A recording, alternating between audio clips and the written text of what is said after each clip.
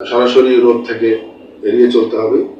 আমরা বিশেষ করে সকাল 11টা থেকে বিকাল 4টা পর্যন্ত আমরা পারতপক্ষে রোদে যাব না, কিন্তু যারা মাঠে কাজ করেন বা রিক্সা শ্রমিক বা বিভিন্ন শ্রেণীর লোকজন তারা তো কাজ করবেই, এবং তাদেরকে যেটা পরামর্শ থাকবে তারা কিছুক্ষণ পর পর বিশ্রাম নেবে, গাছের শীতল ছায়ায় বসে একটু বিশ্রাম নেবে, তারপরে কাজ করবে।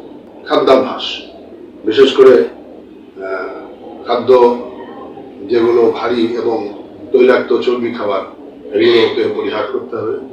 এখানে খুবই হালকা রান্না, বিশিষ্ট খাবার এবং ফলের রস, বিশেষ করে তরমুজ, আনারস, এখনকার দিনে যেটা পাওয়া যায় লেবু, লিচু, আম ইত্যাদি ফলমূল খাওয়া যেতে পারে।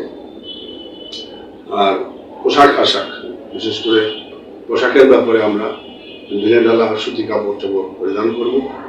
আর নিজেকে সুরক্ষা রাখতে আমাদেরকে বাইরে যেতেই হবে, সেই ক্ষেত্রে আমরা ছাতা ব্যবহার করতে পারি, রোদে চশমা ব্যবহার করতে পারি, সানগ্লাস এবং টুপি ব্যবহার করতে পারি। আর বিশেষ করে বিশ্রাম নিতে হবে।